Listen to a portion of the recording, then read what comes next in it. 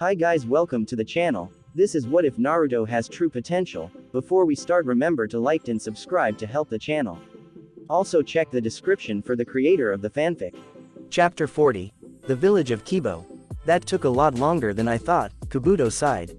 The former right hand of Orochimaru thought he had left Konoha rather stealthily. Although he managed to leave the village without detection, that didn't mean that the village wasn't made aware of his involvement sooner than he would have liked. Not long after leaving the village, he was bombarded with Konoha Anbu operatives, trying to either bring him back to the village or kill him. He managed to deal with the first attack and kill his assailants, but by the time the second set tried to attack him, he had to change his approach. He had to find alternative routes to take and be even more careful with his escape from Hai no Kuni. What should have been maybe a 4-day trip took him nearly 2 weeks.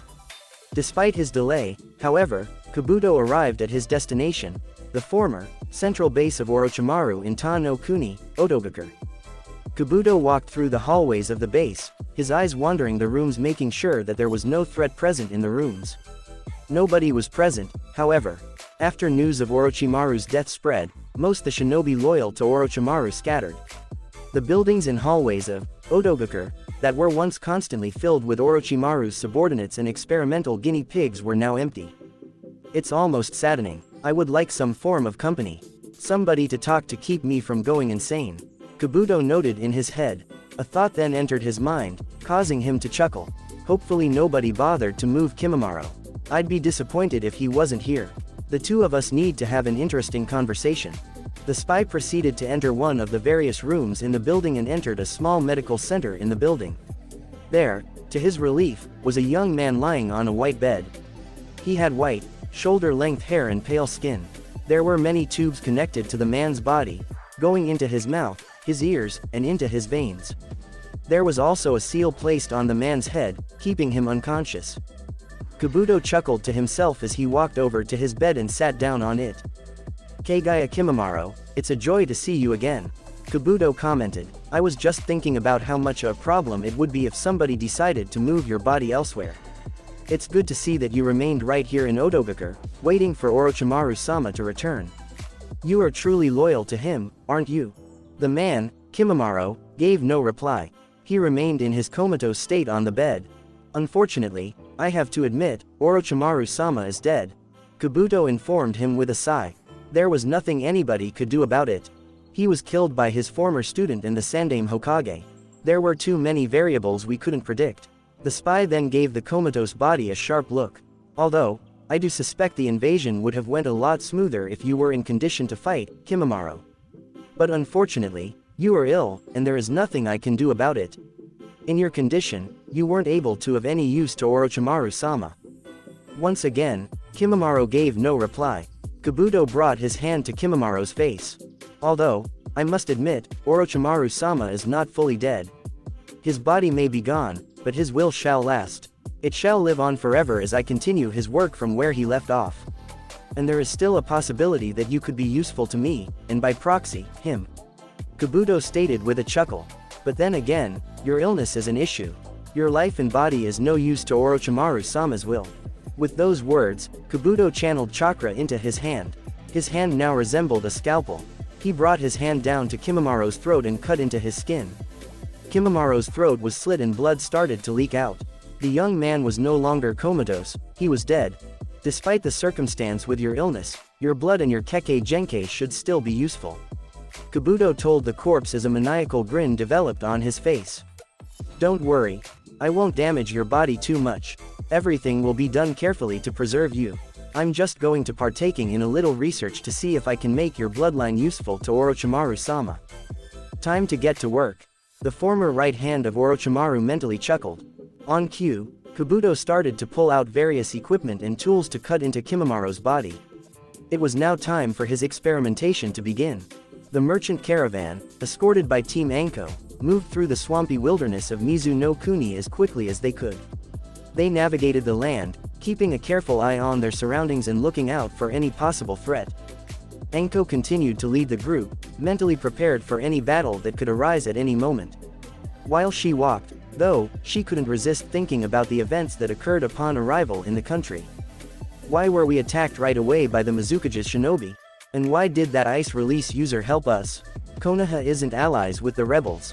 They should have just left us to fend for ourselves and not get involved and draw attention to themselves. There must be a reason. Was the ice release user trying to keep the merchant safe? Anko wondered to herself. And speaking of that damn ice user, is it the same one that Kakashi encountered? Anko-sensei. The Jonin pulled herself from her thoughts and turned to look at Hinata. The girl had walked forward from her position and was now walking directly behind her former sensei. Any particular reason you aren't in position? The Jonin questioned. I have my Byakugan activated. I'm prepared to jump back at any given moment. Hinata replied, you just seemed to be in thought and I was wondering if you were alright. I'm fine. No need to worry about me. I'm just thinking about that damn fight at the port town. Anko commented with a sigh. That ice releaser somehow got past your Byakugan, you know. And he actually fought the Mizukage's shinobi. It doesn't make sense why, though. He'd have to be with the rebels, but we aren't allied with them. Why help us? Hinata frowned at Anko's mention of the ice release user. She wasn't fully certain how this person managed to avoid detection from her, and that was a disturbing thought to her. She wasn't certain if they could call this shinobi an ally at the moment, so it was concerning that there was at least one shinobi in the area that could potentially get past her eyesight. As the Hyuga began to think about the shinobi, she noticed something that Anko had mentioned. She then gave her former sensei a curious look. You called the shinobi a he. Did you see him? She asked. I didn't. Anko shook her head in response. She then sighed. I'm just guessing. The ice release Kekkei Genkei is only found in the blood of the Yuki clan shinobi and there are very few of them left. Most were killed in Kurigakure's bloodline hunts. The Chunin shivered in response. The idea of being hunted for having a Kekkei Genkei was a scary thought to her. If the Hyuga clan were from Mizu no Kuni, then would she and her family have been victims of the bloodline hunts? It was a terrifying thought, one she didn't want to think about for too long. She proceeded to shake her head and return her thoughts to her initial question. But why would that make you think the shinobi was male? She continued to ask. Again, there are very few confirmed Yuki clan shinobi still alive. The only one that I know that is currently alive is a male. Anko mentioned. Do you know his name? Hinata's curiosity seemed to grow with each answer.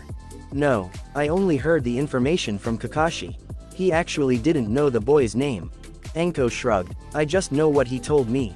He led his own team on a mission to Nami no Kuni early in their career and the mission jumped up to an A rank due to the client lying about mission specifics. Something about being hunted by some rich, corrupt dude named Gato. Still, they continued the mission and were attacked by two shinobi, Momochi Zabuza and this mysterious ice release user. They engaged with Zabuza twice, but only fight the ice release user once. So, these two shinobi survived fights with Kakashi-sensei. Hinata's eyes were wide in surprise. Yeah, actually, Kakashi and Zabuza engaged each other twice and brought each other to a stalemate both times. Kakashi almost landed a killing blow on Zabuza during both fights, though, but the ice release user apparently intervened twice and saved Zabuza. The ice release user apparently fought all three of Kakashi's students and knocked them unconscious. According to Kakashi, while he didn't know the boy's name, he said he seemed too gentle to kill mindlessly and purposely attacked his students in a way to merely prevent them from fighting. Thank God. Hinata sighed in relief. Even if she wasn't the closest person to Sasuke, Sakura, and Kiba, she didn't want to imagine them dying. They were her classmates and people she believed she could call friends. Anyway, Kakashi said that Gato eventually came to their battlefield and told them their contract was up and he and some goons he had employed were going to kill them, along with everyone else. Anko snorted at her own words. Fucking idiot. He assumed that because he was rich that he was untouchable. Well, that idiotic action backfired on him. Zabuza and the ice release user ended up working with Kakashi and slaughtered Gato and his soldiers. With the battle and the contract gone, Zabuza and the ice release user simply vanished. So you think that this person is here? Hinata asked. It's just a thought. Again, he's the only Yuki clan shinobi that I know still alive. Wouldn't like it to be him, though. That would mean Momochi Zabuza is probably nearby, and I wouldn't want to get involved with him. The dude's pretty fucked up. Anko commented. She then proceeded to chuckle, though. A fire proceeded to burn her eyes as she clenched her fists. Though I have to admit, I wouldn't mind taking him on at some point. He and Kakashi stalemated, but I think I could take him. And if I did that, that would mean I was better than Kakashi. Hinata coughed in response. Let's just hope we don't have to fight anyone while we are here. Enko, recalling their mission and the current situation they were in, relaxed her hands and seemed to calm down. You're right, if they are here, then they are probably with the rebels. And, I'll say this again, I do not want to get Konoha involved in this damn civil war. Enko stated, let's get this mission done with and get the hell out. Hinata merely nodded in understanding. The conversation between the two kunoichi seemed to drop and Hinata returned to her position amongst the caravan. Finally, progress, Masakado declared triumphantly. After continuous practice, Naruto, Tayuya, and Karen were able to keep their sealing tags stuck to the walls of the temple. They were now capable of sealing their chakra within mediums. The group also improved significantly on their penmanship, both in accuracy of brushstrokes and in their general speed. The Uzumaki cousins were learning the initial stages of Fuinjutsu quickly, much to the joy of both Jiraiya and Masakado. We're getting closer. A lot closer. Tayuya commented excitedly. What's next on the training? Probably practicing with illumination seals, right? Jiraiya questioned Masakado. Naruto gave his godfather a curious look. What do you mean by that? You know those seals I have placed throughout the temple that keep the rooms illuminated, even if there is no window? Masakado questioned. Naruto and his cousins nodded. We'll be working on producing those. They're not horribly difficult seals to create, don't require much sealing, and the necessary kanji and symbols aren't too difficult to produce. But it'll combine both aspects of your training, penmanship and sealing your chakra within the seals. That makes sense, Karen stated with a smile. When can we start? Hey, you all really are anxious to learn. Masakado grinned. It really had been long since he had last instructed anybody on Fuinjutsu, but he still enjoyed the feeling of having students who wanted to learn. It was the most rewarding sensation a teacher could have. Of course we are. We're making tons of progress too. Naruto declared with a smirk. Yeah, you guys are. Masakado admitted with a smirk. The Uzukage, however, didn't want his students to become too arrogant with their abilities. However, you are all 13 and 14 learning these lessons. Most people in Uzushiogakure, when they learned these skills, were 5 or 6. So, in that sense, you could say you are all behind. Hey, Tayuya grumbled in response, giving the man a glare. That's not a fair comparison. Karen added, a frown on her face. Hey, it is to me. My own kids weren't the most focused learners and they managed to learn Fuinjutsu by age 8. Again, you're all behind in regards to progress. The Sandame Uzukage replied with a snort. The man had intended for his comment to be a good-natured joke to rile up his students. However, Masakado's joke only reminded himself of his own children. His eyes turned downward and the smirk on his lips died. His face became strictly neutral. Naruto had prepared a response back to Masakado's teasing, but the words failed to leave his mouth when he saw the man's change of mood. Instead, the boy felt concern develop in his body. Masakado-sensei, are you alright? He asked. You know, there's one place here that I haven't shown you all yet. One place I think you all need to go. He commented, his voice filled with sorrow. The man then turned his attention towards Jiraiya. We'll continue with the lessons in just a moment. Do you care if I take them there now? Go ahead, take your time, Jiraiya encouraged as he made a gesture with his hands, sending the group off. Immediately, Masakado started to walk north of the Uzushiogakure temple. Naruto, Tayuya, and Karen walked behind him. The group remained in silence as the Uzumaki cousins tried to understand what had changed in Masakado's mood. They walked forward for 5 minutes before they reached their destination. They were now in a location in the ruined village that had no signs of rubble. All stones, bricks, former building pieces, and signs of road were completely removed. The area was completely covered in dirt, with tombstone. Thousands of black tombstones filled the area, close together. Masakado continued to walk silently with his fellow clansmen following behind. A sense of dread filled Naruto's, Tayuya's, and Karen's bodies as they approached the tombstones. It took me a while to recover and deal with the fact that I was the only survivor of the attack. Or, at least, the only survivor still present in the village. Masakado started to talk. The sorrow that had been present in his voice seemed to have grown as his eyes began to water with tears.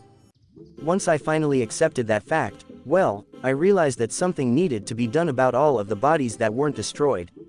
Because surprisingly, The attackers didn't take any bodies back to examine or anything. They were just left scattered throughout Uzushiogakure. All of the people that I knew and lived with, all the people that I swore to protect, were now nothing but corpses to me. The elder Uzumaki choked out a sob, causing Naruto and Karen to start walking closer to him to comfort him. Masakado, however, pushed them away. Instead, he walked closer to the tombstones. He placed his hands on one of them. It took me a week to bury everybody. I didn't do anything but focus on their burials. I couldn't eat or sleep. All I could do was mourn for my people one at a time and move on to the next. Masakado mumbled to himself. Although, I particularly saved 3 people for last, because I knew that I wouldn't be able to have the strength to do the job if I did them first. Immediately, the man fell to his knees directly in front of the grave that he was at. He embraced the tombstone and let his tears fall freely from his face, hitting the stone. Naruto and Karen walked forward and embraced the man. This time, however, he didn't push them away. He didn't have the strength to. I have lived 77 years. I've gone through shit in my life that I will never forget. I watched my own village fall right before my eyes. But nothing in my life can compare to the absolute torture it was to bury my own wife and my sons. The Uzukage claimed, his voice broken up by his own crying. I wouldn't wish the fate onto anybody, not even the people who destroyed my village. There is no worse pain. Masakado continued to try and talk, but his words came out as nothing but unintelligible sobbing. Naruto and Karen tightened their embrace of the man. Eventually, Masakado stopped trying to talk and the only sound that filled the graveyard was the sound of his broken sobbing.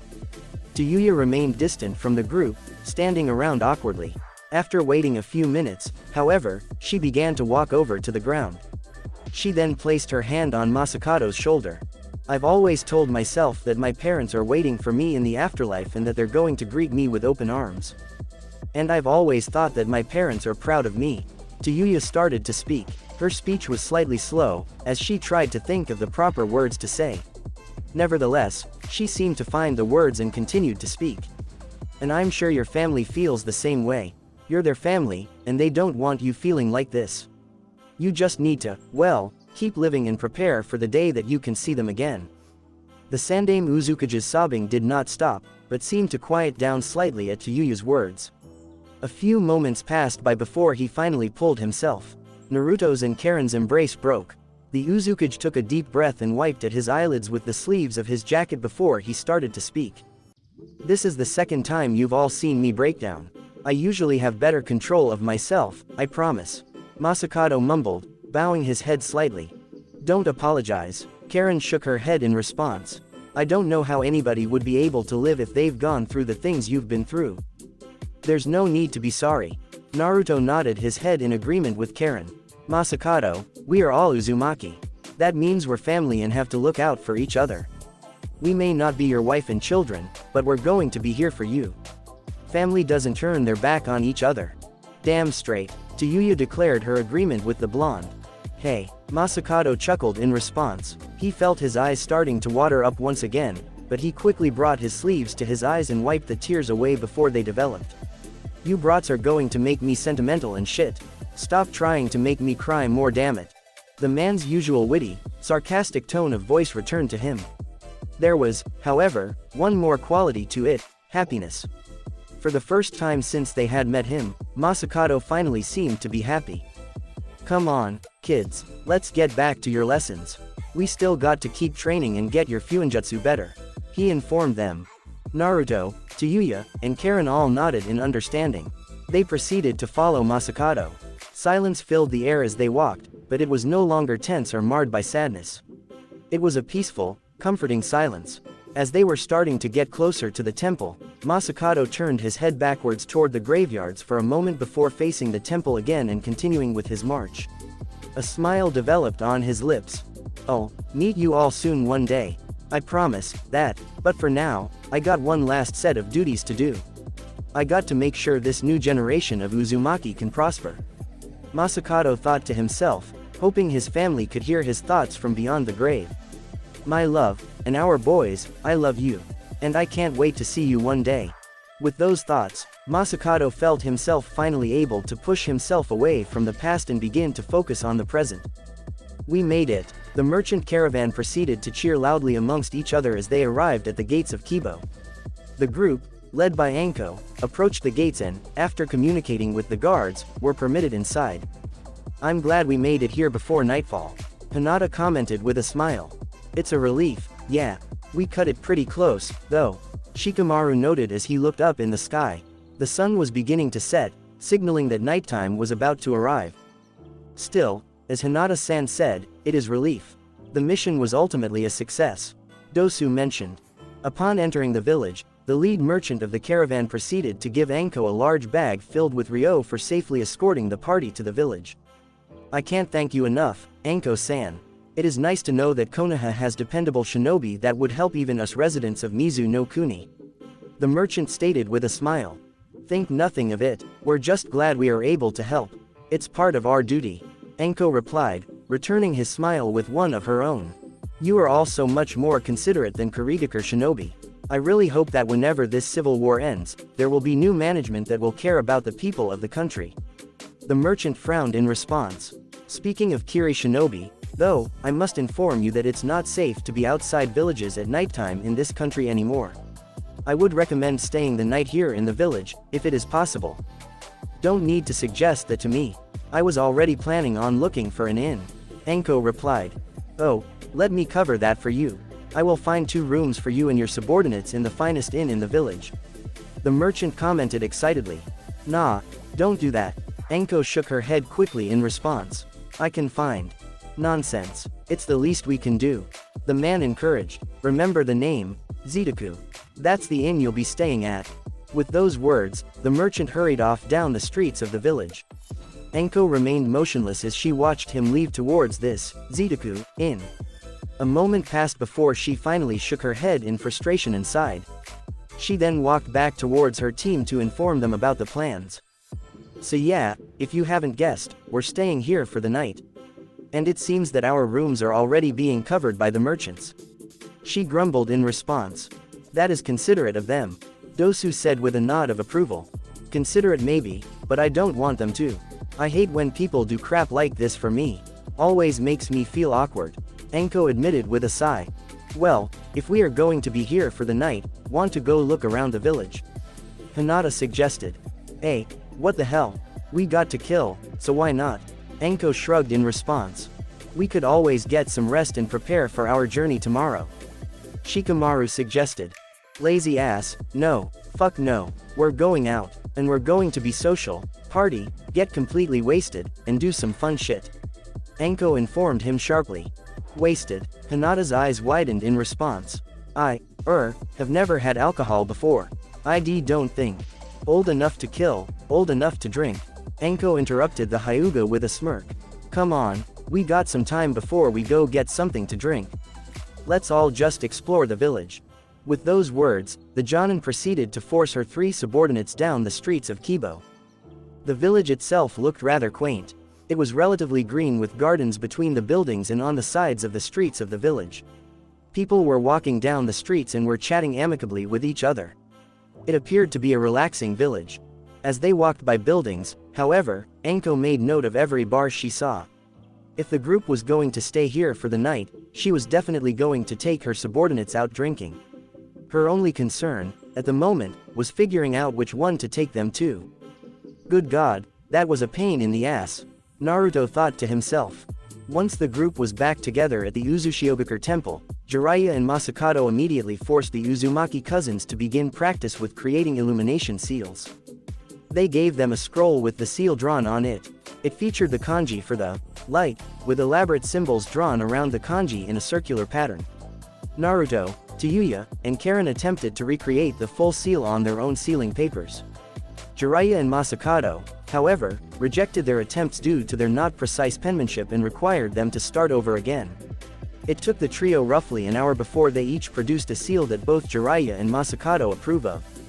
That took forever. Tayuya complained as she glared at the seal that she had created. It won't take that long the next times, however. It gets faster and easier each time you practice making it. Jiraiya commented helpfully.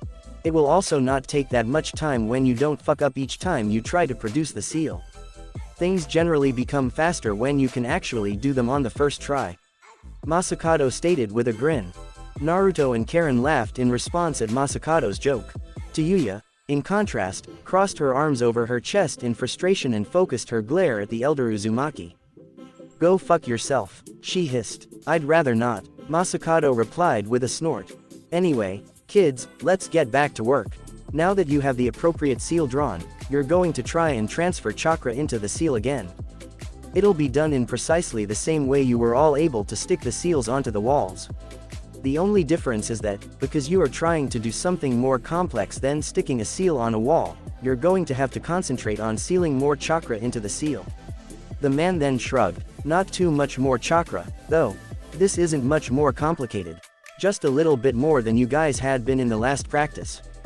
Upon completion, you'll make the ram hand sign and that'll activate the seal. If it's done right, then the seal will emit a bright light that will only go away when you deactivate the seal with the same hand sign. Jiraiya continued to explain. He then made a gesture with his hands towards the three young Uzumaki shinobi.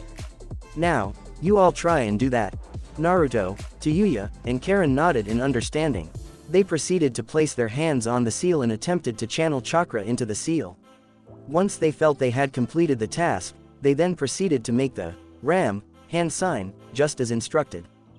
The symbols on each sealing paper proceeded to light up. They then each produced a light from the kanji. The light on Tayuya's seal was slightly dim, but still visible.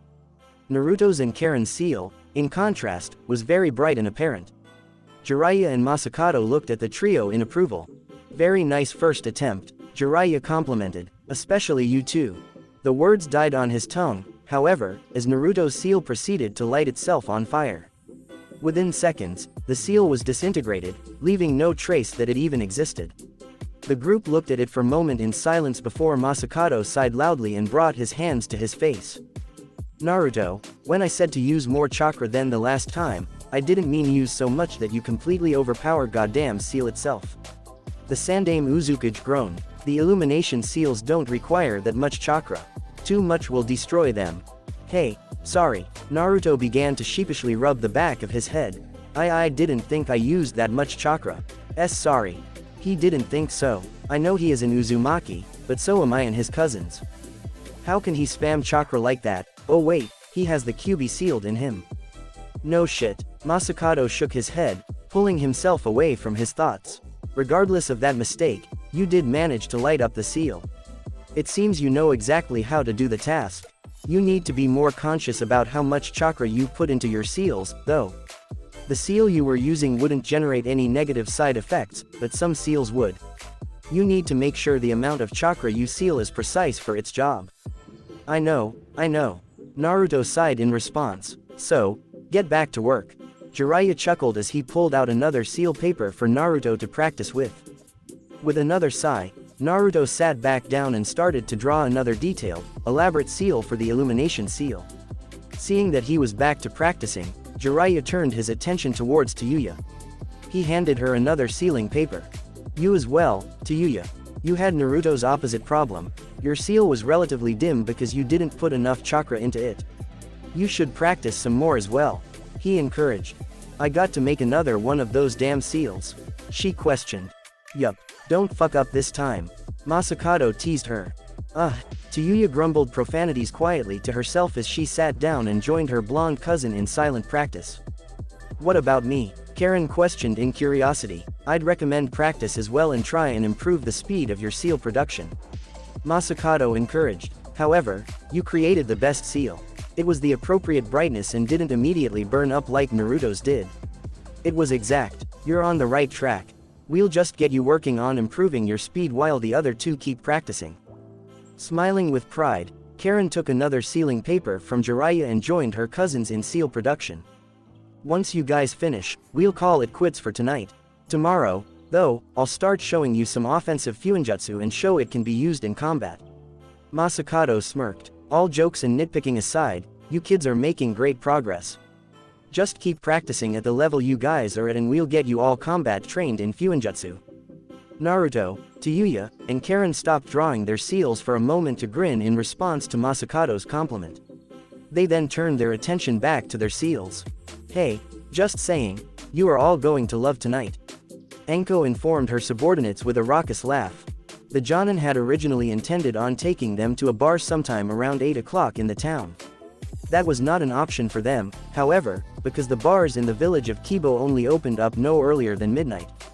As a result, Anko decided to take her subordinates out for dinner instead at 8. However, she was still not deterred. She was still planning to take the group out to a bar at midnight. If anything, she seemed even more excited. I wasn't very fond of the plan in the first place, but now I'm completely against it. Shikamaru rolled his eyes as he voiced his disapproval of Anko's plans. I'm not going to be out at midnight to just get a couple of drinks. Who said anything about a couple? Anko scoffed in response. I mean, if you're a lightweight, then maybe. But me, I'm definitely doing more than just a couple. Besides, bars are more fun late at night. More things tend to happen. Trust me, you'll have a good time. Hinata looked down at her food, a bowl of udon noodles with chicken. I don't think it's going to be too much fun. I would agree with Hinata-san. Dosu nodded his head in agreement. He took a bite of his own food, a plate of teriyaki chicken, before speaking again. This seems more like your idea of fun, not ours. Well then, what would you rather do, Dosu? Anko questioned. I'd rather us stay the night at our inn and rest. I'd personally enjoy making some more progress in a few books that I'm reading. He answered. Blah, boring. You guys are no fun. The Jonin whined. If you all don't want to come, then fine. But I'm just letting you know, I will not be back until late into the night and I'll definitely not be sober. So don't be alarmed. Fine by me, Shikamaru replied as a content smile developed on his face. Looks like I'll be able to get some sleep tonight. Thank God. Would you like me make you a cup of tea when you get back, Anko Taiko? Dosu questioned. I know how to make a brew that should be able to assist with hangovers. Nah, I'll be good. I know how a jutsu that can help detox myself, but thanks. Anko replied. She then gave the boy a surprised look. Wait, you know how to make tea? I do. The former Oto shinobi nodded in response. My mother taught me. You know, forget what I said. Make the tea and leave a cup for me when I get back. I'm a tea person, so I'd like to try it. The Jonin informed him with a smirk. Fair warning, though, I'm pretty critical of people's teas, though, so I expect perfection. I accept your challenge. The particular brew isn't my best tasting tea, though, so I'll make another cup of my best brew if I have the time. Dosu informed her. Exactly what kinds can you make? She questioned. As Dosu and Anko began to engage in a very passionate discussion about tea making, Shikamaru and Hinata exchanged looks with each other. Shikamaru seemed very amused with the conversation while Hinata was giggling, openly sharing her amusement. Who would have thought that Anko would be the one to get Dosu to open up more by talking about tea? Shikamaru whispered to his friend with a chuckle. I didn't even know Anko-sensei was such a tea aficionado. Hinata added, still giggling. Hinata and Shikamaru stopped talking and simply paid attention to the in-depth conversation about tea between Anko and Dosu. The conversation, however, came to a halt at the sound of a loud explosion. The four shinobi jumped up from their seats in surprise at the noise. Other customers at the restaurant stopped their conversations as well and looked around the room in concern. A few of them were starting to scream in fright. What was that? Shikamaru questioned. Anko gave no verbal reply and made a gesture, urging her team to follow her. The group, along with a few of the braver individuals from the restaurant, rushed out of the restaurant and saw that the gates to the village were completely busted open and a group of roughly 100 masked shinobi was rushing in through the hole. Each shinobi was wearing the jackets that identified them as Kurigakure shinobi. They were all holding kunais with explosive tags and were tossing them at buildings, either setting them on fire with the resulting explosions or knocking them down. Civilians were screaming, trying to get away from the destruction. A few of the shinobi, however, eyed each and every person running away. It seemed as if they were debating on following them and killing them. It's the Mizukage's shinobi. They broke into the village. And they are going to kill us all. One of the civilians screamed before he, along with the others, rushed back inside the restaurant in panic. Anko tightened her fists in anger as she saw the group of shinobi. It took her a second before she turned her attention towards her subordinates. She gave them a sharp look. Find some way to get the civilians in the restaurant to safety. I don't know how, just keep them safe. Once you feel like they are, then use your judgment and try to fight some of these shinobi off. Anko ordered them. I'm going to see what kinds of damage I can do to them. With those orders, Anko proceeded to rush away from the building and towards a group of the Kurigakure shinobi. She was starting to make a series of hand signs. After receiving her orders, Hinata, Shikamaru, and Dosu quickly rushed back inside the restaurant, trying to come up with some method to keep the shinobi inside safe. Fire style. Flare aura. Chakra completely surrounded Anko's body as she approached the nearest Kurigakure shinobi. That chakra changed shape, resembling red flames. With her body now surrounded in fire, she clapped her hands together and created circular fireballs out of the fire concentrated in her hands. Fire style. Hellfire rain. The Jonin unleashed a massive barrage of fireballs directly at the nearest Kurigakure shinobi. The man, upon seeing the attack, proceeded to jump and try and get away from the assault. He avoided the first fireball, but was unable to avoid the subsequent hits. Anko continued her assault until his body was completely ablaze and he was no longer alive. There's a hostile shinobi here from Konoha. One of the Kurigakure shinobi hissed. The damn leaf bastards are involving themselves. Kill her, another shinobi declared. 5 of the Kurigakure shinobi moved directly towards Anko, preparing to attack her together. The Jonin proceeded to run through hand signs, preparing to attack them. Before either side could strike, however, a man jumped in between them. The man had long brown hair that he wore into strands with beads. He also had a long beard that was also separated into 2 strands. He wore a light green, large, loose long-sleeved shirt with black pants. The man wore bandages around his neck and the top of his head. He had a black eye patch over his right eye, directly under his Kurigakure forehead protector. The man was holding a very unique-looking sword over his shoulders. One side of the sword featured a narrow cutting edge while the other side had a large platform coated with explosive tags. This platform was connected to a large scroll. Continue with your objectives, the man with the sword ordered. I will personally deal with this woman. As you command, Jinpachi-sama. The 5 Kurigakure shinobi shouted in unison. With those words, the shinobi rushed off into the village to continue their plans. Anko, seeing them escaping, held out her hands and unleashed a massive blast of fire directly towards them. The man, Jinpachi, made a singular hand sign and unleashed a burst of water from his mouth of similar size. The water made direct contact with the fire, extinguishing and allowing the shinobi to flee. Damn it, Anko cursed. She then turned her attention towards the man standing in front of her. She scowled, recognizing him. Munashi Jinpachi. One of the infamous 7 swordsmen of the mist, and one of only 2 that are still loyal to Kiri. Known for your use of Shibuki, the blast sword, and for your general fucked up behavior, such as killing your older brother. Does your bingo book actually mention that? Jinpachi questioned the Jonin with a curious look. How interesting. My brother was nothing more than an ant. Killing him was no different than killing an animal. He was no challenge. I'm surprised people even cared. Of course people cared. You don't kill your family for no fucking reason, you piece of shit. Anko hissed in response. Not bothering to wait for a reply, Anko proceeded to toss fireballs from her hands directly at Jinpachi. The swordsman proceeded to rush forward, dodging each attack. He continued to move until he was directly next to her. He swung the sword, attempting to cut her with the blade. The Jonin jumped, avoiding the attack. She then held out her left hand. Hidden shadow snake hands. Snakes rushed forward from Anko's coat sleeve. They opened their mouth, preparing to bite their target. Jinpachi made no effort to move away from her attack. He simply made a hand gesture, causing the scroll on his sword to unravel and reveal more explosive tags. The snakes, instead of the swordsman, made direct contact with the scroll. The explosive tags promptly blew up, completely destroying the snakes. Jinpachi proceeded go, once again, on the offense. He jumped quickly into the air directly above Anko's position and prepared to strike at her with the edge of his blade. As he was about to make contact with her, more explosive tags on the platform of his sword started to light up, signaling they were about to activate. Anko jumped away barely in time, causing his sword to make contact with ground. Within seconds of impact, an explosion was generated, causing rubble of both stone from the road and dirt to fly into the air. Anko was forced to move away from the resulting debris. His fighting style is as destructive as the bingo book said. When Munashi Jinpachi fights, the battleground he fights on will exist no longer. Anko recalled information she had read about her opponent. Her eyes then wandered, noticing the village of Kibo. He is the absolute worst person to fight in a village. He's going to blow up the entire village.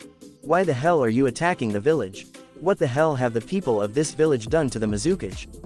Enko demanded to the Kurigakure shinobi. Jinpachi, in response, scoffed.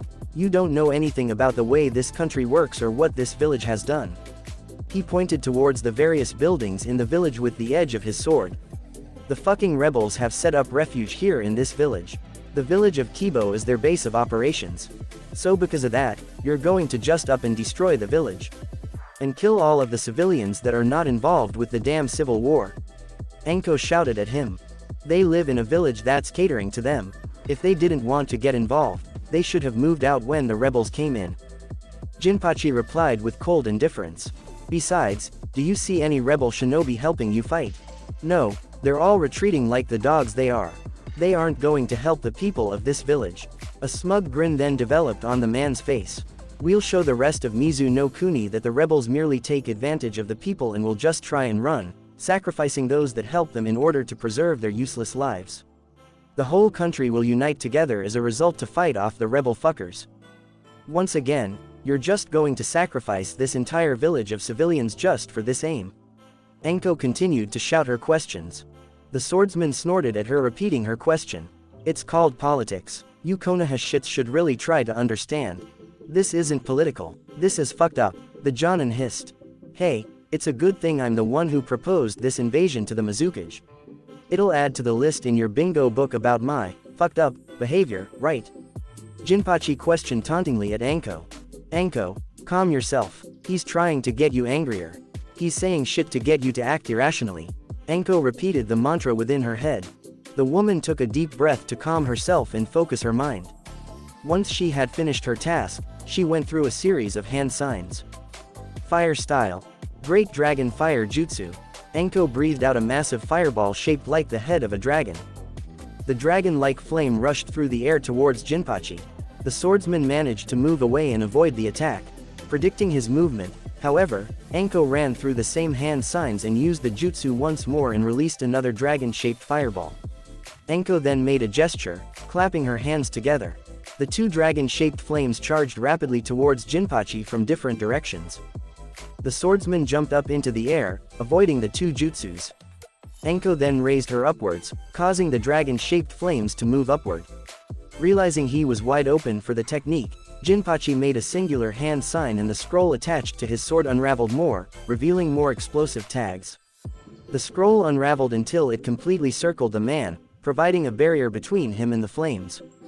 Explosive blade technique. Explosion barrier. The explosive tags activated instantaneously. The resulting explosions occurred on the outside of the scroll, not touching Jinpachi in the slightest. In contrast, the explosions managed to hit the dragon-shaped fireballs as they approached their target. The quantity and force of the explosions overpowered the flames, causing them to dissipate. Realizing that he was fine, Jinpachi made another hand sign, causing the scroll on his sword to unravel another set of explosive tags. He then landed on the ground and proceeded to charge once again towards Enko, gripping his sword tightly. He attempted to cut at her, but she sidestepped, avoiding his cut. She was about to deliver a kick to his chest while he was still close, but right before she attacked, she noticed the newly revealed explosive tags were lit up once again. Fuck. Enko quickly jumped away, barely avoiding the explosion. She continued to move backwards, placing distance between her and the swordsman. Jinpachi scowled in response. Fucking bitch. Die already. He growled at her. The Jonin noticed the rage present in the man's eyes and tone of voice. She snorted in response. I'm not going to die. Yes you are. Jinpachi hissed as he gripped his sword tight. Stand still so I can fucking blow your brains out. Hey, the rumors are true. You get so pissy whenever you don't immediately kill someone. You're just an idiot that's mind gets clouded by bloodlust. Enko commented as she ran through another series of hand signs. Fucking idiot. Jinpachi snarled as he charged forward towards her. Enko responded by finishing her jutsu and by breathing another conflagration towards him. Their fight continued. You're all going to be fine. We promise. Hinata spoke gently to the civilians inside the restaurant. Despite Enko's orders to move the civilians to a safe location, the three Konoha shinobi did not know exactly where to take them. They were unfamiliar with the village of Kibo and any place that would be considered hidden, to invading shinobi. They were also uncertain about how to transport them there with the destruction happening outside in the village. Therefore, they remained inside the restaurant. The civilians were all huddled into a corner with Shikamaru, Hinata, and Dosu standing up front, comforting them and preparing to guard them from any invaders. Dosu, using his hearing, and Hinata, with her Byakugan eyes, were both paying attention to their environment, ready for anybody that could try and enter to attack the civilians. After a few seconds of painful waiting, however, both Dosu and Hinata seemed to catch on to something. "I hear whispering from outside," Dosu informed the group. "I think someone's getting ordered to come in here." "He is." Hinata confirmed his suspicions. "He's right by the door." Their words instigated more fright into the civilians, who were now starting to shout. Dosu turned around to face them. "Hinata-san was right, we will protect you," he informed them. As he finished telling them this, he heard a noise, something that resembled a person turning a knob and opening a door. "Shikamaru-san." Shikamaru didn't need to be told. He made a singular hand. Shadow possession jutsu. The Nara's shadow quickly rushed forward from his position towards the door to the restaurant. At that moment, the door was slammed open as a Kurigakure shinobi stepped in. Upon stepping foot into the building, however, his shadow became connected to Shikamaru's. He was unable to take another step. "What the?" Shadow neck binding jutsu. The shadow rushed up the man's body and reached his neck. Before the shinobi could say anything, Shikamaru began strangling him. Within seconds, he fell over to the ground, dead. Hinata, with the Byakugan, saw that another Kurigakure shinobi noticed that the one that entered the building died upon entering. This shinobi then moved forward towards the building. "Shikamaru-kun, we have another one coming," she told him. The Nara nodded and prepared to catch another shinobi with his shadow. For the second time, another Kurigakure shinobi entered the room. This one, however, was more cautious and noticed the shadow on the ground. He quickly jumped backwards, avoiding it. He then tossed a kunai with an explosive tag towards the group. Shadow protection jutsu. The shadows of the building quickly came together and formed a wall that blocked the kunai. The explosive tag detonated, but the shadow wall remained intact and prevented any injuries. With the attack successfully blocked, Shikamaru brought down the wall. The Kurigakure shinobi was charging directly for the group.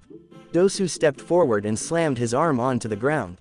Upon impact, Dosu's sound amplifier generated a blast of sound waves that moved through the ground like a sonic boom and caused it to shake. The technique forced the assailant to fall to the ground. Hinata then pulled out her bow and fired an arrow directly at him. The arrow made contact with the man's temple and killed him instantly. "We're getting the jump on these guys, still," Shikamaru commented with a sigh in relief. "If we keep this up, more are coming," Hinata shouted as her Byakugan picked up a group approaching them. Before anybody could react, 4 Kurigakure shinobi jumped into the building by creating a hole in the ceiling. 3 of them quickly rushed behind Shikamaru, Hinata, and Dosu and quickly grabbed them by the arms and pinned them against the grab. They held the trio in a way that they couldn't make hand signs or move their bodies. Shikamaru groaned in pain. The man who had grabbed onto him tightened his grip, putting him in further pain. The civilians, noticing the situation the Konoha shinobi were in, started to scream immediately. A few of them were crying and some looked as if they were on the verge of passing out from fear. "You 3 managed to kill those 2 shinobi?" One of the shinobi, the only that wasn't holding on to the 3 Konoha shinobi, questioned. He appeared to be the leader of the group. "You 3 look so young. Your rank could be no more than Chunin. Interesting that you 3 managed to kill 2 shinobi by yourselves. I'm impressed. We're just trying to protect civilians. Let us all go," Shikamaru ordered. The man holding onto him quickly tightened his grip on him, causing him even more pain. "Act. Orders are orders, kid," the Kurigakure shinobi leader replied with a shrug. "You're all going to die today." The leader pulled out a sword from his side. He then walked over to one of the civilians, a young woman with blonde hair dressed like a waitress, and grabbed her. She started to scream loudly. He held her body up into the air with his right hand and gripped his sword with his left hand. "Luckily for you Konoha brats that our orders were to only the residents of Kibo. They're our priority. Therefore, you 3 get to live for now, at least until I finish off all of my targets," the leader replied maliciously. Shikamaru, Dosu, and Hinata tried to struggle and pull themselves away from their captors, but they weren't able to do anything. They were caught and could do nothing but watch. Despite that, though, they still tried. They had to do something. Hinata's Byakugan was still activated and, with her vision, she noticed 3 more shinobi approaching the restaurant. She continued to struggle to free herself from her captor, but in the back of her head, she couldn't help but pray quietly, "Please, help us." As if on cue with her prayers, a series of Senbon flew into the room and hit the leader of the Kurigakure shinobi. The Senbon hit him at his vitals and managed to pierce them deeply. For a moment, his eyes widened and his grip on the woman ended, causing her to fall to the ground. A second later, he fell to the ground, dead. The 3 Kurigakure shinobi that had been holding onto Shikamaru, Hinata, and Dosu, proceeded to turn their head towards their fallen comrade. What the? As soon as they lost concentration, the 3 Konoha shinobi pulled themselves away from their captors. Shikamaru quickly brought a kunai knife to his captor's throat and slit it. Hinata delivered a palm strike to her captor's heart. Dosu slammed his sound amplifier directly against his captor's head, causing a massive burst of sound waves to enter his head. The sheer force of the impact caused the sound waves to be too powerful for the man's head, causing it to blow up. The 3 bodies fell to the ground, dead. With the shinobi all dead, 3 new shinobi entered the room. The first one was a middle-aged man with blue hair that was styled into a spike. He wore a green haori with white trimmings over a full-body gray, striped suit. He had talismans with kanji for "to hear" printed on them on each of his ears and wore an eye patch over his right eye, directly under his Kurigakure forehead protector. The second shinobi was a younger, shorter guy with short blue hair and pointed, shark-like teeth. He wore a blue striped shirt and camouflage-colored pants. He had on glasses that connected to ear protectors. The boy also had a sword covered in bandages attached to a holster that he wore on his body. The holster also featured the forehead protector for Kurigakure. None of the Konoha shinobi recognized these 2 shinobi. The third one, however, Haku-san. Hinata's eyes were wide in surprise. The merchant they had escorted to the village was standing directly in front of them. Instead of his pink kimono, however, he was wearing an outfit nearly identical to the middle-aged man next to him, a green haori over a striped, gray bodysuit. A black sash was wrapped around his waist. He also had his long hair put into a bun, with only 2 locks of hair falling loosely onto his body. The boy, just like the 2 shinobi standing next to him, also had on a Kurigakure forehead protector. He was wearing his, like the older man next to him, right around his forehead. "It's Mei's troops. We're saved," one of the civilians declared. The others joined him in cheers. The group was in hysterics after their near-death experience and was simply relieved to see help. "We apologize for being late, but we are here to escort you to safety now," Haku informed the civilians. He then gestured towards the 2 shinobi next to him. "Please, follow Ao-san and Chojuro-san here. They will take you to the shelter. We have you all covered. We'll keep you safe," the middle-aged man, Ao, declared with confidence. "Just follow us." "Are right this way," the sword wielder, Chojuro, commented. He seemed more anxious than his comrade, but still had the same determination that Ao possessed. Immediately, the 2 shinobi escorted the civilians outside. The 3 Konoha shinobi were now left alone with Haku. He turned to face them with a smile on his face.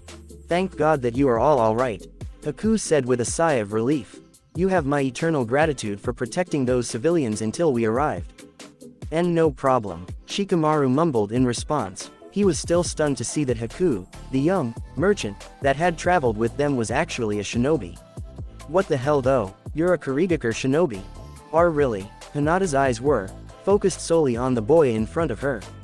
He had been lying to them the entire time they worked with him. "We can discuss this later.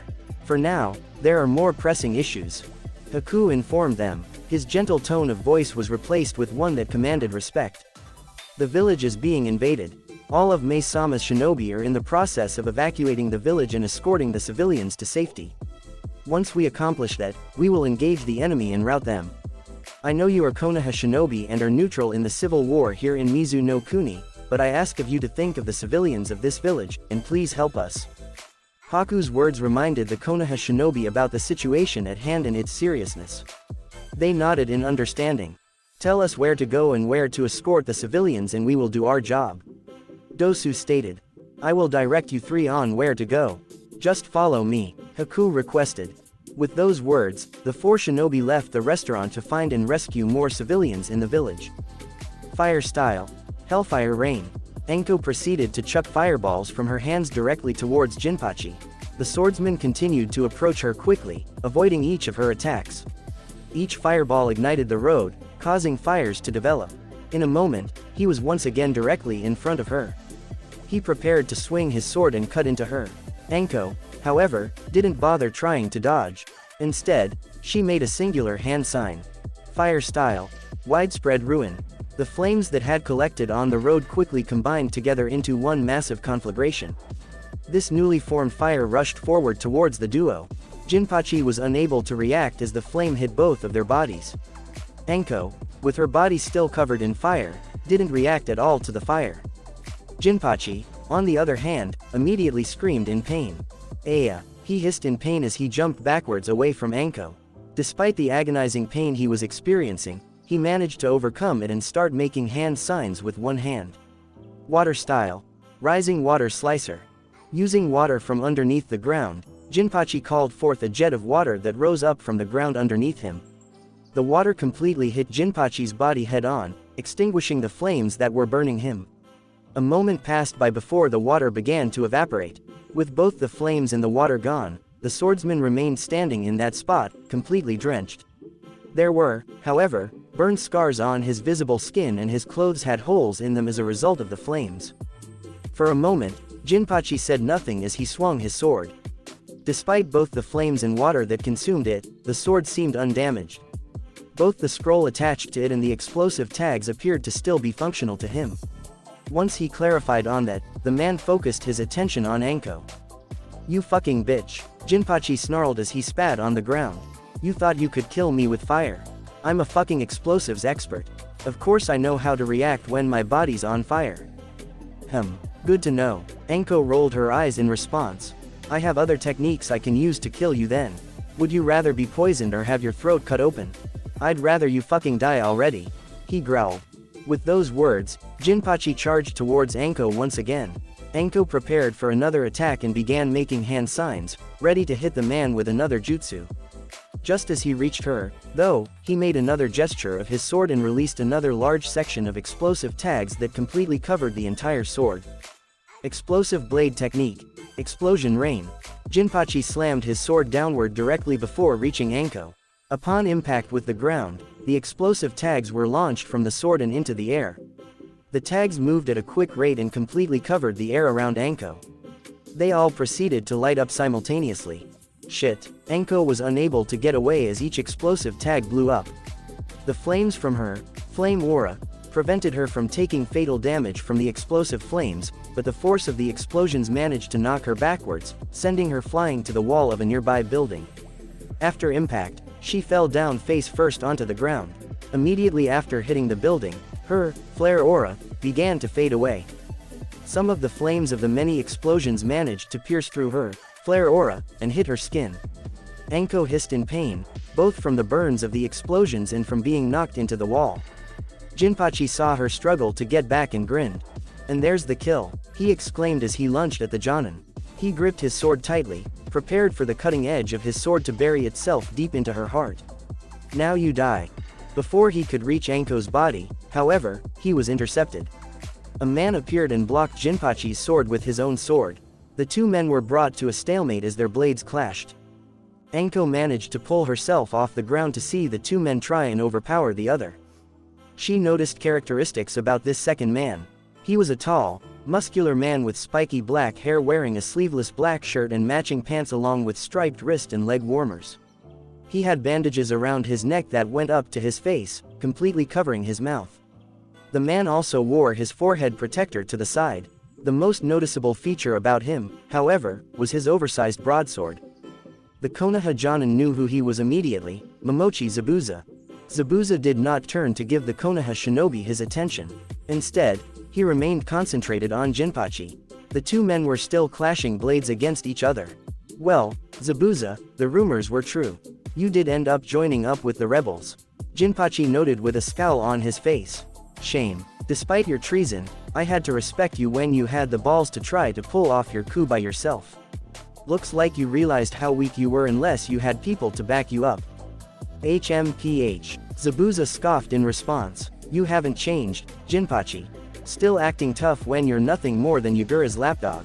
I'm no fucking dog, Jinpachi snarled in response. A malicious grin developed on his face as he began to push back harder on his blade, causing him to have an advantage against Zabuza as they clashed swords. I'm a loyal Kiri shinobi to the Mizukage. And, in case you haven't realized, we're the winning side. You sure about that? Zabuza taunted. Take a look around you. Jinpachi, for a moment, looked in his peripheral vision to see what Zabuza was talking about. To his surprise, he didn't see a village being burned to the ground and destroyed. He saw fires being put out. He saw civilians being escorted to safety by rebels. He saw corpses of loyal Kurigakure shinobi, the troops he led. You're losing, Jinpachi. Your vision of Kurigakure is losing.